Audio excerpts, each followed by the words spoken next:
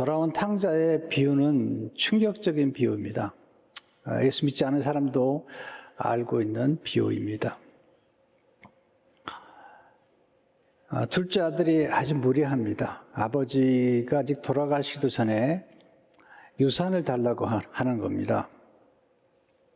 조금 극단적인 표현을 하게 되면 왜 빨리 안 죽습니까?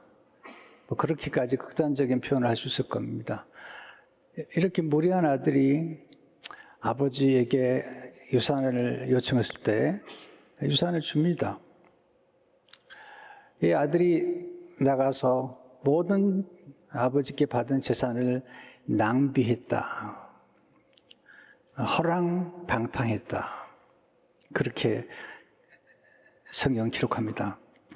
근데 그 아들이 돌아왔는데 아버지가 매를 준비하는 게 아니라 그를 환대하고 관대한 사랑을 베풀으셨다. 그런 스토리죠. 22절, 23절을 보시면 아버지는 종들에게 이르되 제일 좋은 옷을 내어다가 입히고 손에 가락지를 끼우고 밭에 신을 신기라. 그리고 살찐 송아지를 끌어다가 잡으라. 우리가 먹고 즐기자. 이게 충격적인 사건이에요. 충격적인 말씀이죠. 탕자가 돌아왔는데 아버지가 탕자보다 더 놀라운 일을 하고 계신 겁니다. 더 헤프게 돈을 쓰신 거죠.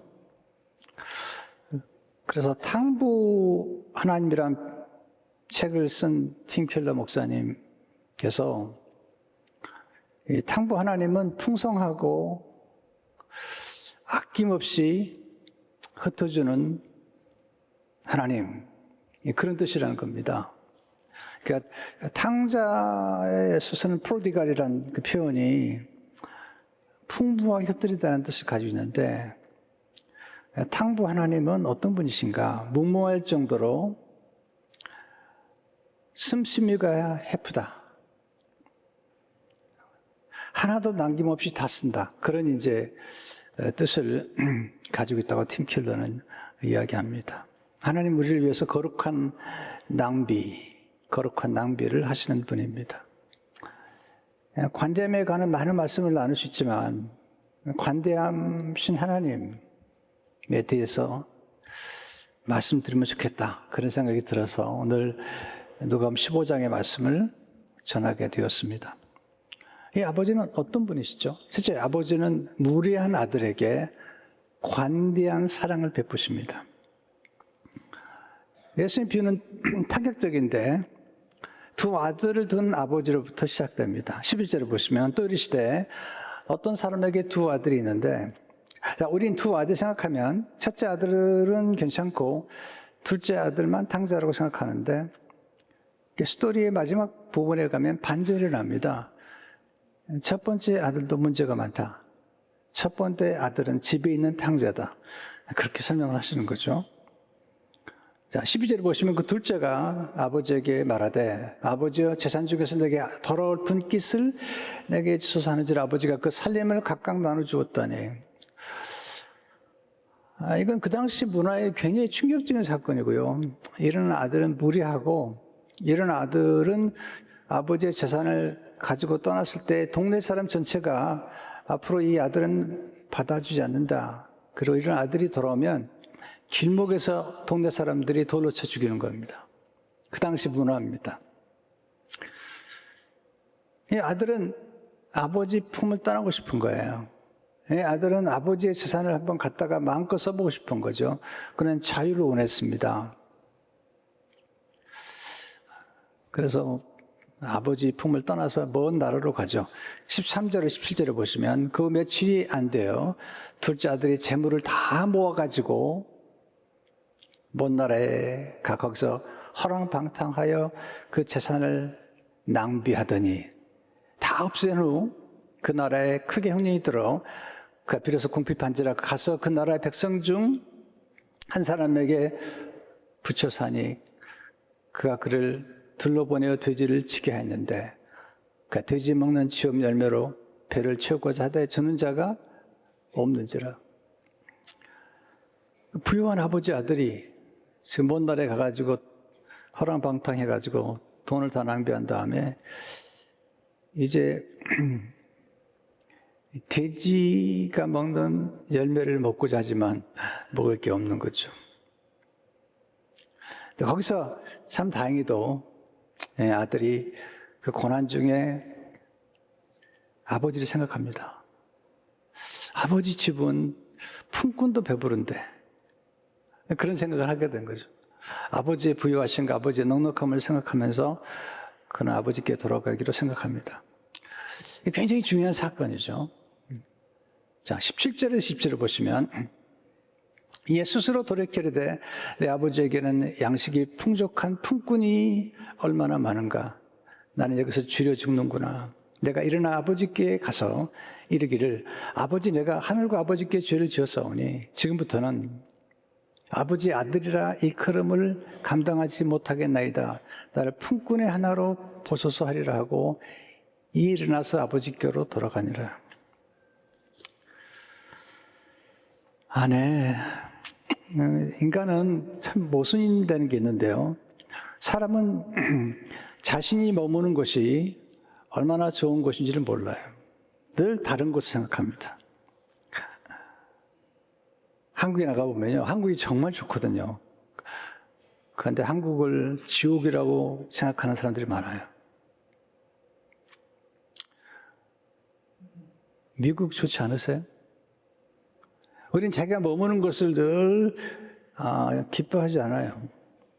사람은 늘 행복이 먼 곳에 있을 거라고 생각합니다. 사람은 환경을 바꾸면 행복이 찾아올 것이라고 생각합니다.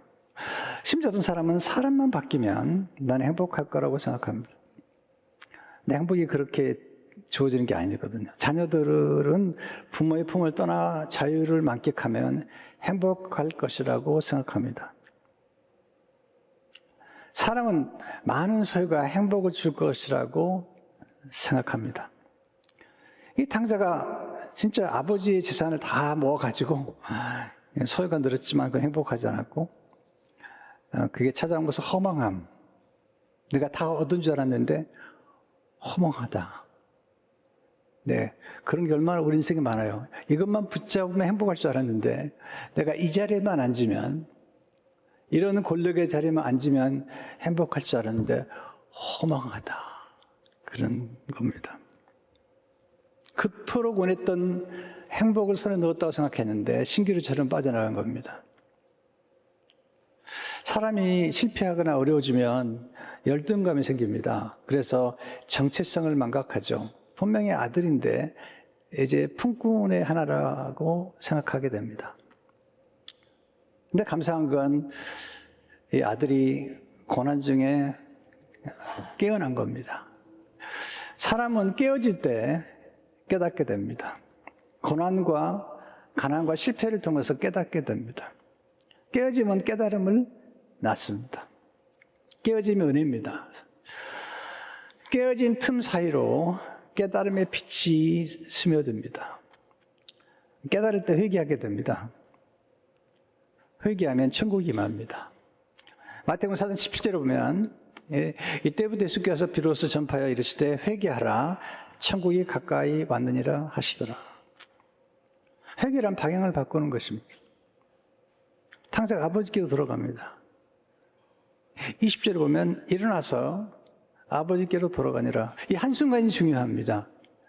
제가 다음 시간에는 시간 수업에 대해서 말씀드리겠는데, 예고편을 좀 말씀드리면, 모든 시간은 순간입니다.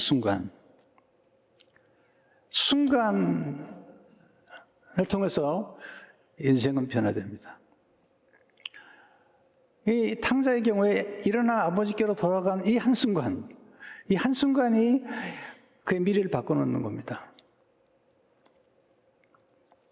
도대체 아버지의 관대한 사랑은 돌아오는 아들을 환대하시는 사람, 환대하다. 아들이 돌아올 때 그는 두려웠습니다. 자신이 없었습니다. 아들 취급받을 생각도 하지 않았습니다. 품꾼의 하나로만 여겨줘도 충분하다고 생각했습니다. 많이 겸손해졌죠? 19절에 보시면 지금부터는 아버지 아들이라 이 걸음을 감당하지 못하겠나이다. 나를 품꾼의 하나로 보살이라 하고 혼자 연습하는 겁니다. 근데 아버지한테 갔더니 놀라운 경험을 하게 됩니다. 상상을 초월한 일이 벌어진 겁니다. 아버지가 그를 기다리고 계셨던 겁니다. 사실 스토리에는 그런 얘기가 자세히 안 나오지만 아들이 떠나는 날부터 아버지는 아들을 기다리셨습니다. 그리고 멀리서 아들을 알아보고 그를 측은히 여겨서 달려가서 목을 안고 입을 맞춥니다. 20절에 보시면 이에 일어나서 아버지께로 돌아가니라. 아직도 거리가 먼데 아버지가 그를 보고 측은히 여겨 달려가 목을 안고 입을 맞추니.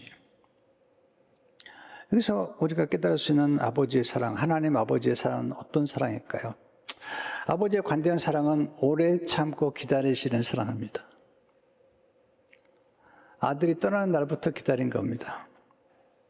그 당시 전화기가 있었던 것도 아니고 카톡이나 이메일이 있었던 것도 아니고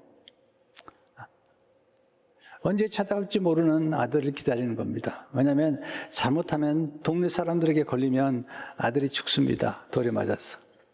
그래서 아버지가 먼저 만나야 됩니다. 돌아왔는데 아들의 옷이 남루하고 그리고 초췌합니다. 몸에서 돼지 냄새가 나고 이상한 냄새가 납니다. 그 당시에 아버지들은 애정 표현을 잘 하지 않아요. 지금도 마찬가지죠. 아버지들은 자녀들에게 애정 표현을 잘 하지 않아요. 잘 못해요.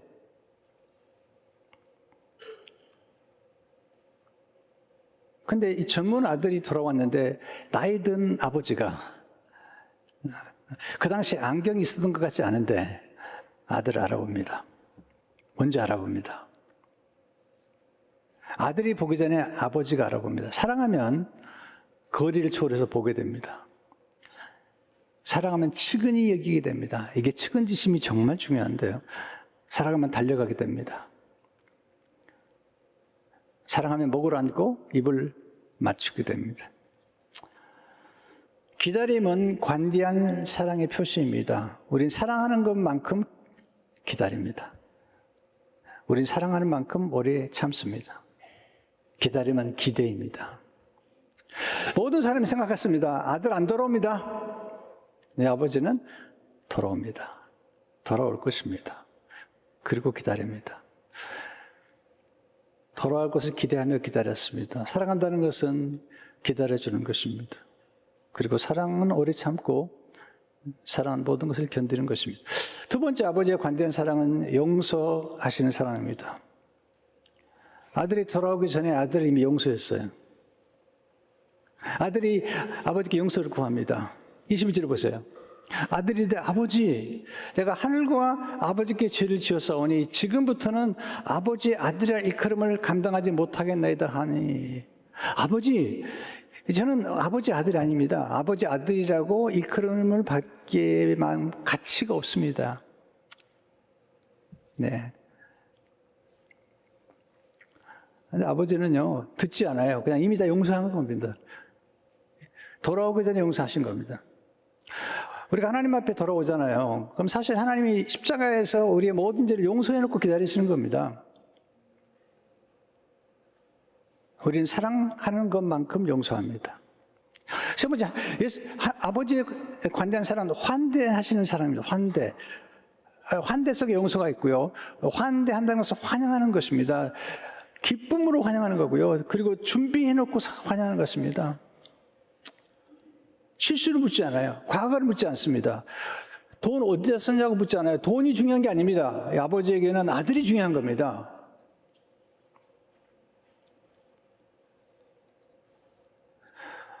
여러분 자녀가 아버지가 어머니 차를 사줬는데 사고가 났습니다. 막 처음에 배울 때 좀 그럴 수 있잖아요. 그때 어떻게 반응하시나요? 몸은 괜찮냐로 반응하십니까? 아니면 차가 어떻게 되냐고 물으십니까? 여러분 차가 중요한 게 아니라 자녀가 중요한 것입니다. 환대, 모든 것을 준비하고 환대 속에 조건이 없습니다. 넷째로 아버지의 관대한 사랑은 치유하시고 회복하시는 사랑입니다. 관대한 사랑을 받으면 치유됩니다. 당자가 치유됩니다. 환대는 회복을 낳습니다. 아버지가 그 잃어버린 모든 지위를 회복해 줍니다. 21, 23절로 보니 놀라운 말씀. 아버지는 종들이 이르되 제일 좋은 옷을 내어다가 입히고, 이 제일 좋은 옷이 무슨 옷일까요? 아버지 옷입니다. 아버지의 옷을 입은 아들을 누가 건들겠습니까? 동네 사람도 안 건드리고 아버지의 옷을 입었는데요. 그래 말합니다. 손에 가락지를 끼우고 이제 상속자와 같은 사인화가 되는 겁니다. 발에 신은 신기라. 그 당시에 종들은 신발을 신지 않았습니다. 아들만 신었거든요. 자녀만 신었거든요. 그리고 살찐 송아지를 끌어다가 우리가 먹고 마시자. 이 내 아들은 죽었다가 다시 살아났으며 내가 잃었다가 다시 얻어노라 하니 그들이 즐거워하더라. 아버지 옷을 입었다는 것은 그가 아들이라는 겁니다. 그의 신분을 회복시켜 주는 거죠. 그리고 모든 자녀의 권세를 회복시켜 준 것입니다. 얼마나 기뻐하는지 몰라요. 24절에 보면 내 아들은 죽었다가 다시 살아났으며 내가 잃었다가 다시 얻었노라. 지금 돈이 문제가 아닌 겁니다. 여러분, 관대한 사랑은 기쁨을 낳습니다. 관대한 사랑은 행복을 낳습니다. 관대한 사랑을 가슴에 품을 때 집 떠난 자녀가 돌아오고요. 집 떠난 행복이 다시 깃들게 됩니다. 세 번째, 아버지의 관대한 사랑은 불평하는 맏아들까지 품으시는 사랑입니다. 자, 이게 반전인데요. 자, 둘째 아들이 문제가 아니라 첫 번째 아들이 문제인 거죠. 왜냐하면 둘째 아들이 들어오니까 좋아하지 않아요. 불만이 가득합니다. 25절, 18절을 보세요. 혹시 우리의 모습은 아니지. 맏아들은 밭에 있다가 돌아와 집에 가까이 왔을 때 풍악과 춤추는 소리를 듣고 한 종을 불러 이게 무슨 일인가 물었는데 당신의 동생이 돌아왔음에 당신의 아버지가 건강한 그를 다시 맏아들에게 됨으로 인하여 살찐 송아지를 잡았나이다 하니 그가 노하여 들어가고자 아니하거든. 아니 동생이 왔는데 지금 화가 나 있는 거예요. 왜?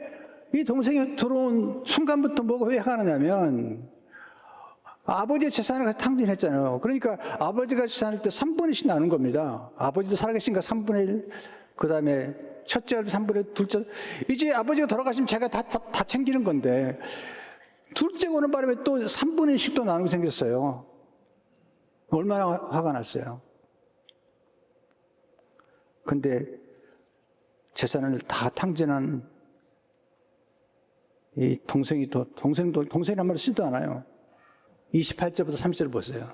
아버지가 나와서 권하되 아버지가 대답하여 이르되 내가 여러 해 아버지를 섬겨 명일 어김이 없거늘 내게는 염소새끼라도 주어 나와 내 벗으로 지게 가시니 없더니 아버지의 살림을 창녀들과 함께 삼켜버린 이 아들이 돌아오며 이를 위하여 살찐 송아지를 잡으셨다. 보세요. 자기 의를 과시하려고 자기 동생을 망가뜨려요. 자기 창녀하고 놀았는지 안 어떻게 알아요? 상상하는 겁니다. 이 교회를 나오고 싶은 사람이 많은데 이 첫째 아들 때문에 못 나온대요. 말투가 좋지 않습니다. 영어에 보니까요. 당신의 아들이라는 거예요. 아버지한테. This son of yours. 당신은 자기 동생이 아니라는 거예요.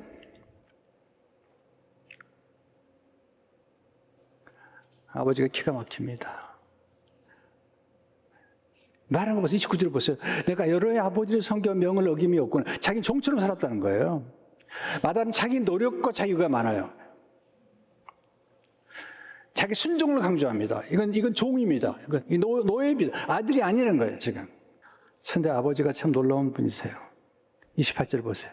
그 노예에 들어가고자 하지 않냐거늘 안 들어가려고 그런 거예요. 아버지가 나와서 고난데 이게요, 참 기가 막히게 공동번역에 보니까 이렇게 얘기하냐. 그래서 아버지가 나와서 달래면 들어가자. 우리 같으면 야단칠 것 같은데. 세 번역에 보니까 나와서 그를 달랬다. 현대의 성경이 더 적나라합니다. 그의 아버지가 나와서 사정했으나 큰아들에게 사정을 합니다. 우리 들어가자. 동생 왔지 않느냐. 들어가자. 31절, 32절 보세요. 아버지가 이르되 너는 항상 나와 함께 있으니 내 것이 다 내 것이로되 이 내 동생은 죽었다가 살아났으면 내가 이렇다고 얻기를 우리가 즐거워 기뻐하는 것이 마땅하다 하니라. 내 동생 아니냐? 왜 누리지 않았느냐? 삭진성하지 왜 참지 않았느냐? 여러분, 이 큰아들의 죄는 뭐냐면 누리지 않은 죄인 겁니다. 누리지 않은 죄. 먹고 마시고 춤추고 음악 듣고 왜 안 했냐는 겁니다. 왜 종처럼 살았냐는 겁니다. 여러분, 종처럼 살면 안 됩니다. 좀 누리십시오. 여행도 좀 가세요. 하나님이 관대하시잖아요. 모든 만물을 만들어 놓으시고요. 다 우리 보고 보라는 거예요. 꼭 돈만 있어 가는 거 아니잖아요. 가까이 가세요. 그냥 차 타고. 말리부도 산타모니카도 오션사이드도 나가라 비치도 다 공짜. 그냥. 다 공짜예요. 공짜. 가라는 겁니다. 먹고 마시세요 좀. 저 우리 교회 가끔 뱅퀴 좋아하다. 뱅퀴. 내가 뱅퀴 되게 좋아합니다. 왜냐하면 교인들이 와가지고 뱅퀴 타면 거기 꽃도 있고 나중에 꽃도 가져가고. 여러분 우리 교인들이요 세상에 나가면 이런 데 못 받을 때가 많아요. 근데 교회 와가지고 대접 받아보는 거예요. 치유를 경험하는 겁니다. 근데 그걸 또 못마땅하게 생각해가지고 뭐 왜 뱅퀴이라는 이름을 붙이느냐, 종광 예배를 해라 막 그러면 여러분 그러지 마세요. 교회 와서 좀 누려야 됩니다. 저 우리 교회 강사님 오시면요 대단히 잘해드립니다. 아주 제너러스하게 해드립니다. 성교관 들어오셔도 최대한 사람이 왜? 그분들이 왔다 가면요 저한테 그래요. 장로님도 훌륭하시다고. 장로님도 훌륭하니까 이렇게 제너러스한 거라고. 여러분 교회가 은혜스러워야 됩니다. 여러분 우린 종처럼 살지 마세요. 예수님 말씀하세요. 요한복음 8장 35절이 충격적인 말씀인데요. 종은 영원히 집에 거하지 못하되 아들은 영원히 거하나니. 우리는 아들인 겁니다. 우리는 하나님의 사랑받 기뻐하시고 사랑하시는 아들이고 딸인 겁니다. 우리는 하나님 아버지 집에 거할 사람들이고 우리의 정체성은 하나님의 자녀입니다. 종이 아닙니다. 물론 우리가 청지기적 정신과 살긴 하지만 그렇지만 우리의 정체성을 위해서 만들잖아요. 그래서 받아들인 예수님은 관대한 사랑을 베풀어 주시는데 이 놀라운 반전이 일어납니다. 팀 켈러가 이렇게 말합니다. 비유에 나오는 첫 번째 아들은 동생을 찾아가지 않았지만 예수님은 맏아들로 오셨다. 로마서 8장 29절을 보게 되면 하나님 미리 아신 자들 또한 그 아들의 형상을 본받기 위하여 미리 정하셔 이는 그로 많은 형제 중에서 맏아들이 되게 하시며 예수님이 첫 아들로 오셔가지고 그 탕자의 비유에 나오는 큰아들은 동생을 찾아가지 않았는데 하나님의 맏아들 예수님은 동생을 찾아온 거예요. 누가복음 19장 10절을 보세요. 인자가 온 것은 잃어버린 자를 찾아 구원하려 하시는 동생을 찾아온 것입니다. 그리고 동생의 죄를 대신 담당해 주시고 동생의 빚을 대신 갚아준 겁니다. 예수님께서 아주 관대하게 로마서 8장 30절을 보세요. 자기 아들을 아끼지 아니하시고 우리 모든 사람을 위하여 내주니까 어찌 그 아들과 함께 모든 것을 우리에게 주시지 아니하겠느냐. 여러분 천지를 창조하신 하나님께서 모든 걸 주시고요. 구속사역에서 하나님께서 아들 주시고 예수님 자신 전부를 주신 겁니다. 이게 관대한 사랑의 특징인 것입니다. 그리고 원하십니다. 누려라. 하나님께서 원하시는 메시지입니다. 물론 인생의 고난도 많고 참 이민 생활 어렵지만 그래도 하루라도 시간을 내든지 며칠이라도 시간을 내서 누리십시오. 네. 그리고 많이 드십시오. 교회 와서 드십시오. 카페에 가서 안 되면 제 이름으로 달아놓고 드십시오. 진짜입니다. 네. 더 놀라운 얘기가 있습니다. 예수님이 우리를 상속자로 삼으신 겁니다. 근데 로마서 8장 10절에 보면요. 자녀면 또한 상속자고 하나님의 상속자여 그리스도와 함께하는 상속자니.